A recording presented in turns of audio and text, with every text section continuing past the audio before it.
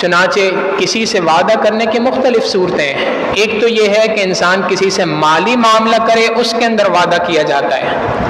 ایک ہے کسی سے زبانی معاہدہ کرے، مثال کے طور پہ کسی شخص کو وقت دے دیا، جی فلاں وقت پر میں آپ کے پاس آؤں گا، اب یہ بھی ایک وعدہ ہے، فلاں وقت پر اگر وہاں نہیں پہنچ رہا تو اس کا معنی یہ ہے کہ اس نے وعدے کی خلاف ورزی کی ہے۔ ایک تو یہ ہے کہ کسی مجبوری کی وجہ سے نہ پہنچ سکے، وہ ایک الگ بات ہے، لیکن ہماری عادت ہو گئی ہے، آج شادی کارڈ کے اوپر ٹائم لکھا ہوتا ہے کہ جی بارات 9 بجے آئے گی۔ اب پوچھنے والا اگر پوچھے کہ جی ہم 9 بجے آ جائیں تو کہتے ہیں کہ بھائی یہ تو لکھنے کا ٹائم تھا۔ ہمارے اسی مدرسے کے استاد محترم حضرت مفتی بشیر صاحب دامت برکاتہم العالیہ ایک واقعہ سنانے لگے کہ ایک شادی تھی، اس کے اندر کارڈ لکھا تھا، کارڈ پہ وقت لکھا تھا 9 بجے کا۔ فرماتے ہیں کہ میں 9 بجے وہاں پہنچ گیا۔ جب 9 بجے وہاں پہنچا تو اس پورے ہال میں مہمان تو دور کنار، میزبان بھی وہاں پر موجود نہ تھے، اس پورے ہال کے اندر اکیلا میں ہی موجود تھا۔ تھوڑی دیر کے بعد میزبان آئے تو انہوں نے کہا مفتی صاحب خیریت آپ اس وقت پہ؟ میں نے کہا کہ بھائی آپ نے ٹائم دیا تھا 9 بجے کا۔ آگے سے ہنس کے کہنے لگے مفتی صاحب بھلا کبھی شادی بھی ٹائم پہ ہوا کرتی ہے؟ تو یعنی اس بات کا دل کے اندر یہ بات بیٹھ گئی ہے کہ وقت جو دیا ہے اس وقت پر کبھی نہیں آنا، وقت کے بعد ہی آنا ہے۔ تو یہ بھی وعدے کی خلاف ورزی ہے۔ تو پہلی نشانی جب بات کرے گا جھوٹ بولے گا، دوسری نشانی جب کسی سے وعدہ کرے گا اس وعدے کی خلاف ورزی کرے گا، اور تیسری بات وَإِذَا اؤْتُمِنَ خَانَ، جب کبھی کسی اس کے پاس کوئی امانت رکھوائی جائے گی تو امانت کے اندر خیانت کرے گا۔ یہ امانت کے اندر خیانت کرنا یہ منافق کی صفات میں سے ایک صفت ہے۔ چنانچہ مجلس کے اندر بات کا کرنا یہ بھی ایک امانت ہوتی ہے۔ ایک آدمی نے کسی کو کوئی راز کی بات بتائی، یہ راز کی بات جو ہے یہ بھی ایک امانت ہے۔ اس بات کو آگے اگر کسی کو بتاتا ہے تو یہ بھی امانت کے اندر خیانت کا کرنا ہے۔ حدیث مبارکہ میں نبی علیہ الصلوۃ والسلام نے فرمایا جب کوئی شخص کسی مجلس میں بات کرے، اب بات کرنے سے پہلے ادھر ادھر دیکھ لے کہ اس مجلس میں کون کون بیٹھا ہے۔ اس کا ادھر ادھر دیکھنا ہی اس بات کی علامت ہے کہ یہ شخص اس بات کو اس مجلس سے باہر نہیں لے جانا چاہتا، لہٰذا جتنے لوگ وہاں بیٹھے ہیں ان کے لیے یہ بات ضروری ہے کہ لازم ہے کہ اس مجلس کی بات کو اس مجلس سے باہر نہ کریں۔ آج ہمارا حال اس کے بالکل مختلف ہے، ہم ہر کسی کو بتا دیتے ہیں بات، اور بات کہتے ہوئے کہتے ہیں جی یہ بات کسی اور کو نہیں بتانا۔ پورے خاندان میں بات پھیل چکی ہوتی ہے اور ہر کسی کو پتہ ہوتا ہے کہ یہ بات کسی دوسرے کو نہیں بتانی۔ تو یہ مجلس کی باتوں کے اندر خیانت کا کرنا ہے۔ بالکل اسی طریقے سے مالی معاملات کے اندر بھی خیانت کی جاتی ہے۔ فقہاء نے ایک مسئلہ لکھا ہے، ایک شخص اگر کسی دوسرے کے پاس درہم کی، دینار کی، روپیوں کی کچھ پوٹلی رکھوائے، کوئی گٹری رکھوائے، ایک تھیلی رکھوا دے کہ جی یہ تھیلی ہے، اس کے اندر کچھ پیسے ہیں، آپ اس کو امانت کے طور پہ رکھ لیں، چند دن بعد میں آپ سے وصول کر لوں گا۔ اب وہ جس پوٹلی کو جس دھاگے سے باندھا ہے، اگر یہ شخص سمجھتا ہے کہ یہ دھاگا میلا ہو گیا ہے، میں اپنے بھائی کی اس امانت کے دھاگے کو درست کر دیتا ہوں، بدل دیتا ہوں، فقہاء نے لکھا اس کو اس بدلنے کی بھی اجازت نہیں ہے۔ کیوں؟ کیونکہ یہ اس کے پاس امانت رکھوائی گئی ہے۔ امانت کے اندر کسی بھی قسم کی خیانت کا کرنا یہ جائز نہیں ہے، یہ منافق کی علامت ہے۔ تو بہرحال پہلی بات جب کبھی بولے گا جھوٹ بولے گا، دوسری علامت کہ جب کبھی بھی وعدہ کرے گا وعدے کی خلاف ورزی کرے گا، تیسری نشانی کہ جب کبھی بھی اس کے پاس امانت رکھوائی جائے گی تو امانت کے اندر خیانت کرے گا، اور چوتھی نشانی اذا خاصم فجر، جب کبھی کسی سے جھگڑا کرے گا تو جھگڑے کے اندر گالم گلوچ کرے گا۔ آج ہم نے تو اس صفت کے اندر منافقین کو پیچھے چھوڑ دیا ہے۔ منافق تو جب جھگڑا کرتا ہے تب گالی دیتا ہے، ہمارا حال یہ ہے کہ ہم ہنسی مذاق کے اندر ایک دوسرے کو گالی دے رہے ہوتے ہیں، فحش گالیاں دے رہے ہوتے ہیں، اور انسانوں کو گالی دینا تو دور کی بات، جانوروں کو، سواریوں کو، مختلف چیزوں کو گالیاں دے رہے ہوتے ہیں۔ یہ گالی کا دینا ایمان والے کی علامت نہیں ہے، یہ منافق کی علامت ہے۔ تو یہ 4 نشانیاں نبی علیہ الصلوۃ والسلام نے بیان فرما دی. انسان اپنے آپ کو ٹٹولے, کہیں میرے اندر ان میں سے کوئی ایک علامت تو نہیں پائی جا رہی, اگر پائی جا رہی ہے تو اس کی اصلاح کا کرنا بے تحاشا ضروری. اللہ رب العزت نے 2 نشانیاں اور نازل فرمائی, قرآن کریم میں بیان فرمائی. پہلی نشانی وَإِذَا قَامُوا إِلَى الصَّلَاةِ قَامُوا كُسَالَىٰ. اس منافق کی نشانیوں میں سے ایک نشانی یہ ہے کہ جب کبھی نماز کے اندر کھڑا ہوگا تو نماز میں سستی سے کھڑا ہوگا. علماء نے اس کی 2 تفسیریں بیان کی ہیں. پہلی بات, نماز پڑھنے کے اندر انسان کے اندر سستی آ جائے, مسجد کے اندر وقت پہ نہیں پہنچے, جماعت ہو رہی تھی گھر پہ بیٹھا ہے, تو یہ بھی نماز کے اندر سستی ہے. اور ایک یہ ہے کہ وقت پر تو پہنچ گیا مگر نماز میں کھڑا اتنے ڈھیلے انداز سے ہے کہ جیسے بس ابھی کوئی مریض کھڑا ہو, تو یہ بھی منافقت کی علامت ہے. تو یہ نماز کے اندر سستی کا کرنا یا نماز میں سستی کے ساتھ کھڑا ہونا, یہ منافقت کی علامتوں میں سے ایک علامت ہے. اور اگلی نشانی فرمائی وَلَا يَذْكُرُونَ اللَّهَ إِلَّا قَلِيلًا. اللہ کا ذکر یہ منافق جو ہیں یہ بہت تھوڑا کیا کرتے ہیں. یہ نہیں کہا کہ ذکر نہیں کرتے, فرمایا ذکر تو کرتے ہیں لیکن ذکر تھوڑا کرتے ہیں. تھوڑا ذکر کرنا یہ منافقین کی علامت ہے. ایمان والوں کی علامت کیا ہے؟ وَالذَّاكِرِينَ اللَّهَ كَثِيرًا. ایمان والے اللہ کا ذکر کثرت کے ساتھ کیا کرتے ہیں. تو یہ 6 نشانیاں نبی علیہ الصلوۃ والسلام اور اللہ رب العزت نے قرآن کریم میں اور حدیث مبارکہ میں بیان فرما دی. ہمیں غور کرنا چاہیے کہ کہیں ان 6 نشانیوں میں سے کوئی ایک نشانی بھی ہمارے اندر تو نہیں پائی جا رہی ہے. اگر پائی جا رہی ہے تو اللہ سے معافی مانگیں اور اس بات کی اصلاح کرنے کی کوشش کریں. بہرحال اللہ رب العزت نے منافقین کا یہاں پہ تذکرہ فرمایا. وَمِنَ النَّاسِ, لوگوں میں سے بعض لوگ وہ ہیں, مَن يَقُولُ آمَنَّا بِاللَّهِ, کہ وہ یہ کہتے ہیں کہ ہم اللہ پر ایمان لاتے ہیں, وَبِالْيَوْمِ الْآخِرِ, آخرت کے دن پر بھی ایمان لاتے ہیں, وَمَا هُمْ بِمُؤْمِنِينَ, ان کا حال یہ ہے کہ وہ حقیقتاً ایمان والے نہیں ہیں. بلکہ کون ہے؟ یخادعون اللہ والذین آمنوا, اللہ کو اور ایمان والوں کو دھوکہ دینے کی کوشش کرتے ہیں. یہ وہ لوگ ہیں, ان کا حال یہ ہے کہ یہ جو بات کہتے ہیں کہ ہم اللہ اور اس کے رسول پر آخرت کے دن پر ایمان لائے, اس کے ذریعے سے وہ ایمان والوں کو اور اللہ رب العزت کو دھوکہ دینے کی کوشش کرتے ہیں. اور حقیقت میں کیا ہوتا ہے؟ وما یخدعون الا انفسهم, حقیقتاً یہ اپنے آپ ہی کو دھوکہ دے رہے ہوتے ہیں, اللہ کو دھوکہ نہیں دے رہے ہوتے. وما یشعرون, انہیں اس بات کا پتہ بھی نہیں ہوتا. یہاں پہ لفظ استعمال کیا شعور کا. علماء نے لکھا ہے ایک چیز ہوتی ہے علم اور ایک چیز ہوتی ہے شعور, دونوں میں بڑا فرق ہے.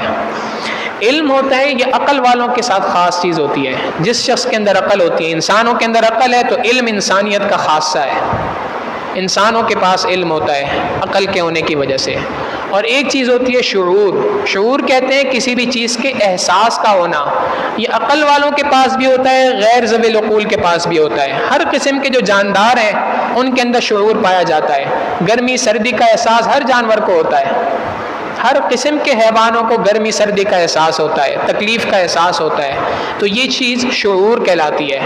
اللہ رب العزت فرماتے ہیں یہ جو منافقین ہیں ان کے پاس یہ نہیں کہ یہ جانتے نہیں ہیں, نہیں, ان کے پاس شعور ہی اللہ رب العزت نے ان سے چھین لیا ہے. شعور ہی نہیں ہے ان کے پاس, سمجھ ہی نہیں سکتے یہ حقیقی بات کو. کیوں؟ کیونکہ انہوں نے اللہ اور اس کے رسول کو دھوکہ دینے کی کوشش کی ہے. فی قلوبہم مرض, ان کے دلوں کے اندر روگ ہے, بیماری ہے. فزادہم اللہ مرضا, اللہ نے ان کی اس ہٹ درمی اور ضد کی وجہ سے ان کے اس مرض کو بڑھا دیا. وَلَهُمْ عَذَابٌ عَلِيمٌ, ان کے لیے دردناک عذاب ہے. کیوں؟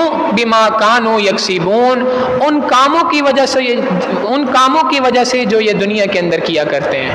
یعنی اللہ اور اس کے رسول کو دھوکہ دینے کی کوشش کرتے ہیں. اس دھوکہ دینے کی وجہ سے ان کے لیے قیامت کے دن دردناک عذاب ہے.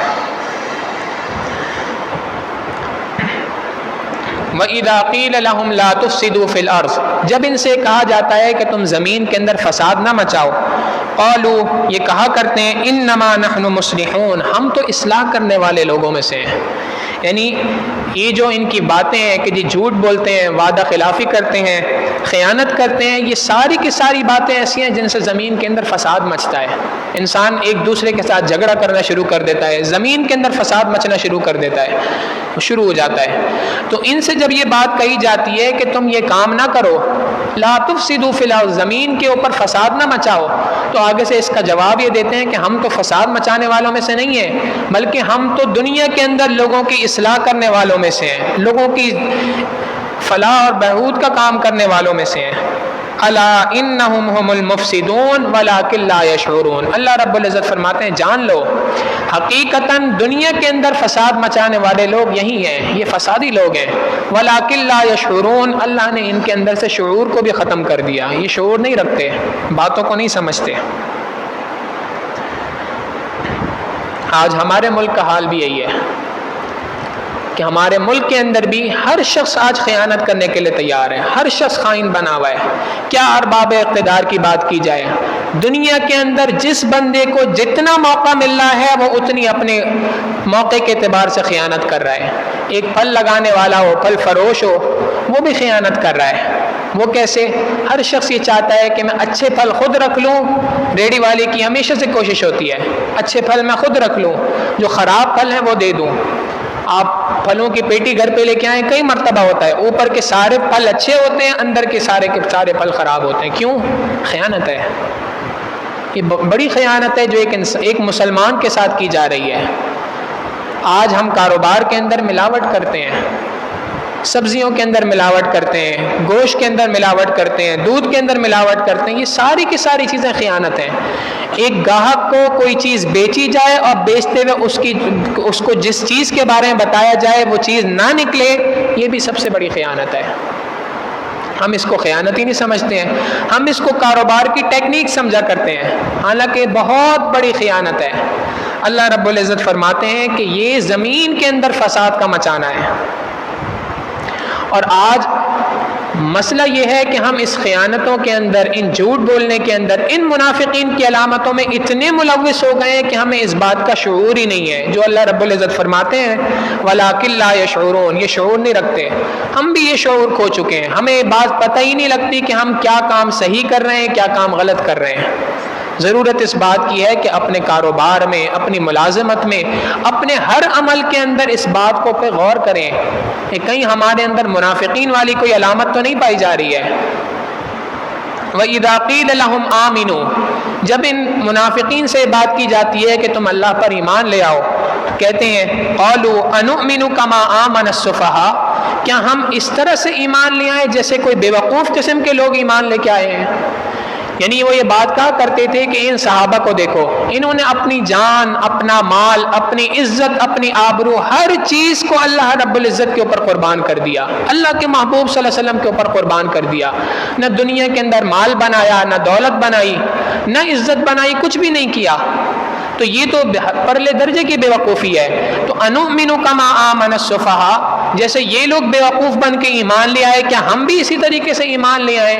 اللہ رب العزت جواب دیتے ہیں الا انہم هم السفہاء، حقیقت یہ ہے کہ حقیقی بے وقوف دنیا کے اندر یہ منافقین ہیں. ولکن لا یعلمون، ان کو یہ بات نہیں معلوم.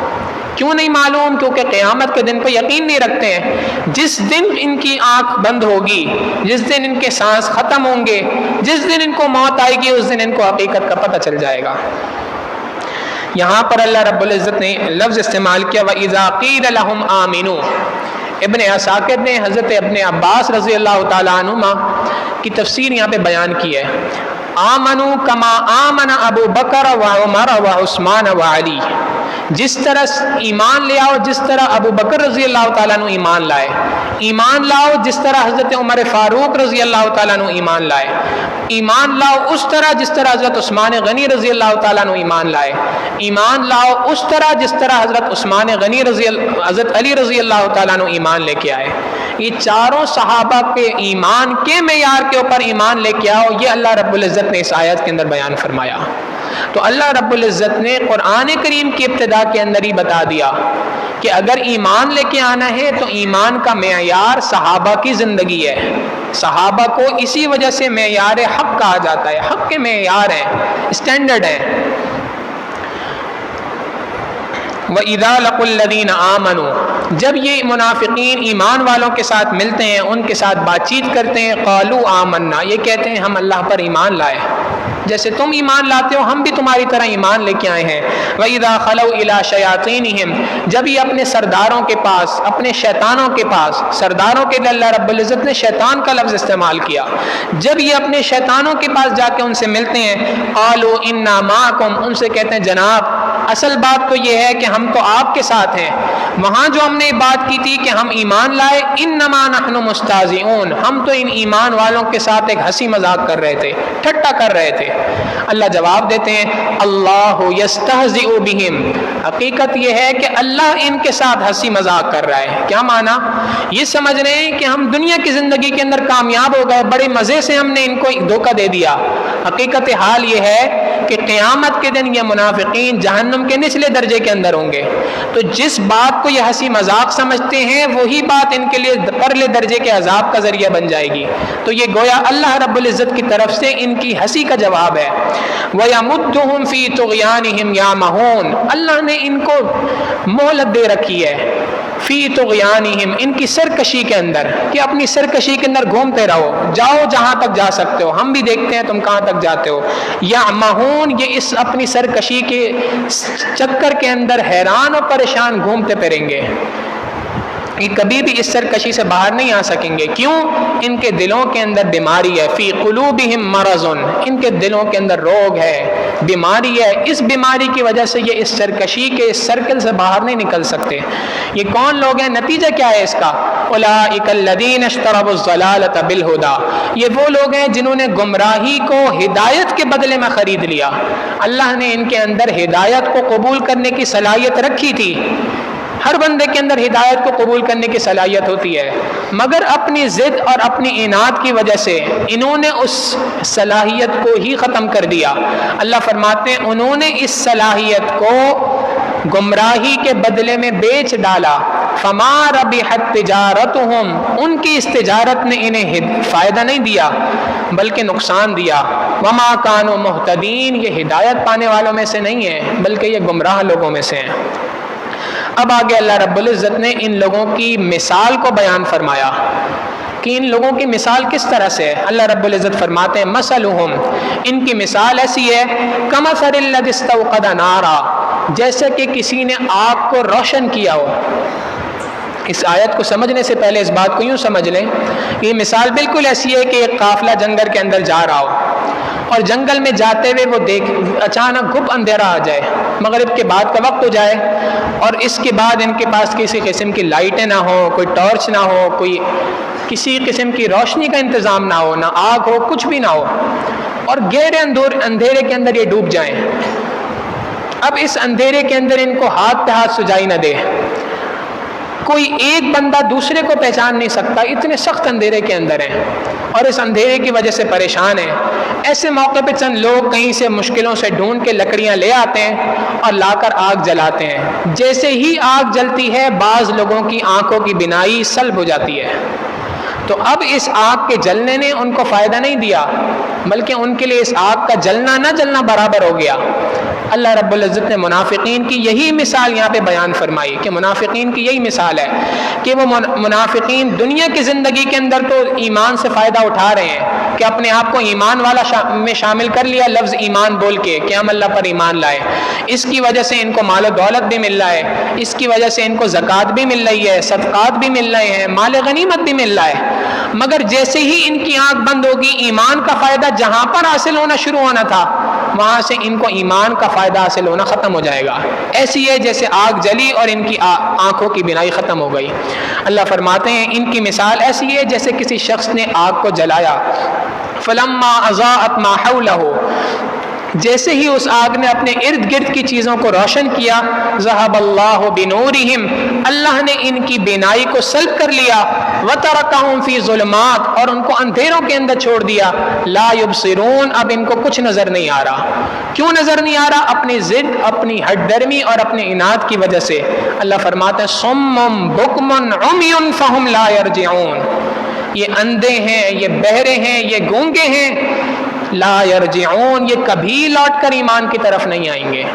یعنی حق بات یہ سن نہیں سکتے، حق بات کو بول نہیں سکتے، اور حق بات کو دیکھ نہیں سکتے ہیں، اس لیے کہ اللہ رب العزت نے ان کے دلوں کے اوپر ان کی ہٹ درمی کی وجہ سے مہر کو لگا دیا۔ تو یہ پہلی مثال ہے منافقین کی۔ دوسری مثال بیان فرمائی۔ یہ جو پہلی مثال ہے، علامہ اقبال نے اس کو اپنے شعر کے اندر بڑے خوبصورت انداز میں ذکر فرمایا۔ فرماتے ہیں اندھیری شب ہے جدا اپنے قافلے سے ہے تو، اندھیری شب ہے جدا اپنے قافلے سے ہے تو، تیرے لیے ہے میرا شعلہ نوا قندیل۔ یعنی تم اپنے قافلے سے دور ہو، ایمان کی ہدایت سے دور ہو، اس وقت پر اللہ رب العزت نے میرے ہاتھ میں یعنی نبی علیہ الصلوۃ والسلام کے ہاتھ میں جو شعلہ تھمایا، قرآن کریم کی ہدایت کا شعلہ، یہ شعلہ جو ہے یہ قندیل کی مانند ہے، روشنی کی مانند ہے، جس روشنی کے اندر جو تم اندھیرے میں بھٹک رہے تھے، اس بھٹکنے سے تمہاری حفاظت فرما کے تمہیں منزل تک پہنچا دیں۔ دوسری مثال بیان فرماتے ہیں او کصیب من السماء، یہ اس کی مثال ایسی ہے جیسے آسمان سے بارش نازل ہو، فیہ ظلمات و رعد و برق، اس بارش کے اندر اندھیرا بھی ہو، اس بارش کے اندر بجلی بھی ہو، اور اس بارش کے اندر بجلی کی کڑک بھی موجود ہو۔ یجعلون اصابعہم فی آذانہم، اس بجلی کی کڑک کی وجہ سے یہ منافقین اپنی کانوں کے اندر انگلیاں لے بیٹھتے ہیں، اپنے کانوں میں انگلیاں ڈالتے ہیں، من الصواعق حذر الموت، موت کے خوف سے اس بجلی کی کڑک کی وجہ سے اپنے کانوں کے اندر انگلیاں ڈالتے ہیں کہ ہمیں کہیں کانوں کے اندر کہیں ہماری جو سننے کی صلاحیت ہے وہ صلاحیت ختم نہ ہو جائے، کہیں ہمیں موت نہ آ جائے۔ واللہ محیط بالکافرین، اللہ کافروں کا احاطہ کر رکھا ہے، اللہ رب العزت نے کافروں کا پورا پورا احاطہ کر رکھا ہے۔ اس مثال سے مراد یہی ہے کہ قرآن کریم کی حقانیت کے دلائل ان کے اوپر واضح روشن ہوتے ہیں، قرآن کریم سے متعلق ان کے بعد یہ لوگ سنتے ہیں، تو قرآن کریم کو جب یہ پڑھتے ہیں تو قرآن کریم کے پڑھنے کی وجہ سے ان کو پتہ چلتا ہے کہ واقعی اللہ رب العزت کی کتاب ہے۔ مگر جب اس کے اندر کفار کے بارے میں، منافقین کے بارے میں باتیں آتی ہیں تو یہ ایسے ہی ہے جیسے بجلی کڑکتی ہے، یہ باتیں ان کے دلوں کے اوپر خنجر کی مانند چلتی ہیں کہ ہمارے بارے میں اللہ رب العزت قرآن میں یہ بات کہہ رہے ہیں، لہٰذا اس کی وجہ سے یہ اپنے کانوں کے اندر انگلیاں ڈال دیتے ہیں اور قرآن کریم کو سننے سے اپنے آپ کو دور بھگاتے ہیں، سننے کی کوشش نہیں کرتے۔ یکاد البرق یخطف ابصارہم، اللہ رب العزت فرماتے ہیں کہ یہ جو ان کے اوپر بجلی ہے، ان قریب یہ بجلی ایسا نہ ہو کہ ان کی بینائی کو اچک کر لے جائے۔ کلما اضاء لہم، جب کبھی یہ اس بجلی کی وجہ سے روشنی ہوتی ہے، مشوا فیہ، یہ اس کے پیچھے چل پڑتے ہیں، واذا اظلم، جب کبھی بھی اندھیرا ہوتا ہے، قاموا، تو یہ کھڑے ہو جاتے ہیں، آگے چل نہیں پاتے۔ یعنی قرآن کریم کی آیتیں ان کے بارے میں روشنی دیتی ہیں ان کو، تو اس روشنی کے اندر چلنا شروع کر دیتے ہیں۔ مگر جہاں قرآن کریم میں جہاد کا تذکرہ آ گیا، جہاں قرآن کریم کے اندر منافقین کا تذکرہ آ گیا، جہاں قرآن کریم کے اندر کوئی دوسرا ایسا حکم آ گیا جو ان کو پسند نہیں ہے، تو وہاں پر یہ کھڑے ہو جاتے ہیں۔ وَلَوْ شَاءَ اللَّهُ لَذَهَبَ بِسَمْعِهِمْ وَأَبْصَارِهِمْ، اگر اللہ چاہتا تو اللہ رب العزت ان کی بینائی کو اور ان کی سننے کی صلاحیت کو اچک لیتا، لے لیتا۔ ان اللہ علی کل شیء قدیر، اللہ رب العزت ہر چیز پہ قادر ہے، اللہ چاہتا تو ان کی اس بینائی کو لے لیتا، ان کی اس سننے کی صلاحیت کو ان سے چھین لیتا، مگر اللہ رب العزت نے ان کو ڈھیل دی ہوئی ہے۔ کیوں دی ہے؟ ان اللہ علی کل شیء قدیر، اللہ رب العزت ہر چیز پہ قادر ہے۔ چونکہ اللہ رب العزت ہر چیز پہ قادر ہے، لہٰذا اللہ رب العزت نے ان کو مہلت دے رکھی ہے۔ تو یہ منافقین کا پورا حال تھا جو اللہ رب العزت نے پورے ایک رکوع کے اندر 13 آیتوں کے اندر اس منافقین کی مثالوں کو، منافقین کے متعلق باتوں کو واضح فرمایا۔ ہمیں اور آپ کو اس بات کو سمجھنے کی ضرورت ہے اور ٹٹولنے کی ضرورت ہے اپنے اندر، کہیں ہمارے اندر منافقت کی علامتیں تو نہیں پائی جا رہی ہیں۔ ان 6 نشانیوں میں سے کوئی ایک نشانی بھی ہمارے اندر تو نہیں پائی جا رہی، اگر پائی جا رہی ہے تو اللہ رب العزت سے معافی مانگنے کی ضرورت ہے، توبہ کرنے کی ضرورت ہے اور اس بات کی اصلاح کرنے کی ضرورت ہے۔ یہ جو آیت ہے ان اللہ علی کل شیء قدیر، اس کے اوپر ہندوستان کے اندر ایک پنڈت گزرا ہے، اس کا نام تھا دیانند سرسوتی۔ یہ آریہ سماج کی جو ایک تحریک چلی تھی، اس تحریک کا لیڈر تھا۔ اس نے قرآن کریم کے اوپر بے تحاشا اعتراضات کیے، اور اعتراضات کے اندر بہت ہی گندی زبان کو استعمال کیا۔ ان کے جوابات حضرت مولانا قاسم نانوتوی رحمۃ اللہ علیہ نے بڑے مدلل انداز میں دیے۔ ان اعتراضات میں سے ایک اعتراض اس آیت کے اوپر ہے کہ اللہ رب العزت فرماتے ہیں کہ بے شک اللہ ہر چیز پہ قادر ہے۔ وہ کہتے ہیں کہ اگر اللہ ہر چیز پہ قادر ہے تو مسلمانوں بتاؤ کہ اللہ چوری اور زنا پر بھی قادر ہے کہ نہیں ہے؟ تو اس نے یہ اعتراض کیا۔ اب بظاہر اعتراض تو بالکل فرسودہ قسم کا تھا، لیکن جواب اس کا دینا جو ہے وہ ایک مشکل کام تھا۔ حضرت مولانا قاسم نانوتوی رحمۃ اللہ علیہ نے اس کا بہترین جواب دیا۔ انہوں نے فرمایا، پنڈت جی سب سے پہلے تو چوری کی تعریف کریں۔ چوری کہتے کس کو ہیں؟ چوری کہتے ہیں کسی دوسرے کی ملکیت میں کوئی چیز ہو اس کے اوپر ہاتھ ڈالنے کو۔ پہلے تو اس بات کو ثابت کرو کہ کوئی دنیا میں کوئی چیز ایسی ہے کہ جو اللہ کی ملکیت سے باہر ہے۔ جب کوئی چیز ملکیت سے باہر ہو تو اس کے اوپر چوری کی بات کی جائے گی نا۔ جب کوئی چیز ملکیت سے باہر ہے ہی نہیں تو چوری کی بات کس طرح سے کی جا سکتی ہے؟ لہٰذا یہ تمہارا اعتراض ہی باطل ہے۔ اور دوسری بات تم نے کہی زنا سے متعلق، تو زنا کے لیے دو چیزوں کا ہونا ضروری ہے، ایک شہوت کا ہونا اور ایک اعضاء کا ہونا، اور اللہ رب العزت دونوں چیزوں سے پاک ہیں۔ یہ بات صرف میں تسلیم نہیں کرتا، مسلمان تسلیم نہیں کرتے، پنڈت جی تم بھی تسلیم کرتے ہو۔ تو اس نے کہا کہ ہاں یہ بات تو ہم بھی تسلیم کرتے ہیں۔ جب یہ دو چیزوں سے اللہ رب العزت پاک ہیں تو زنا کا تصور ہی اللہ رب العزت کے لیے جائز نہیں، لہٰذا تمہارا یہ اعتراض تمہارے منہ کے اوپر مارا جائے گا۔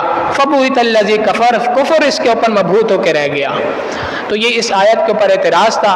یہاں تک اللہ رب العزت سے جو ہم نے قرآن کریم کی ابتدا میں مانگا تھا، اهْدِنَا الصِّرَاطَ الْمُسْتَقِيمَ، اے اللہ میں سیدھا راستہ دکھا دیجئے، اللہ رب العزت نے اس کا جواب عطا فرما دیا کہ دیکھو راستہ ان لوگوں کا جن پر میرا انعام ہوا، ان کی 5 نشانیاں۔ پھر وہ لوگ جن پر اللہ کا غضب ہوا یا وہ لوگ جو گمراہ ہیں، وہ 2 قسم کے لوگ ہیں جن سے تمہیں بچ کے رہنا ہے، یا تو وہ پکے کافر ہیں یا وہ منافقین ہیں۔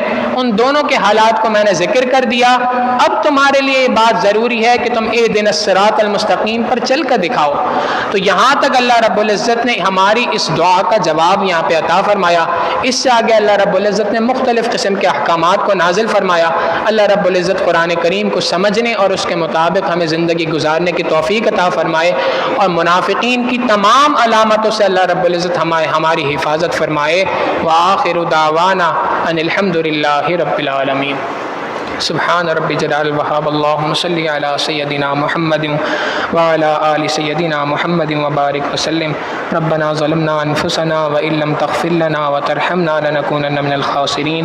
صلی اللہ تعالی علی حبیبہ سیدنا محمد وآلہ واصحابہ اجمعین برحمتک یا ارحم الراحمین۔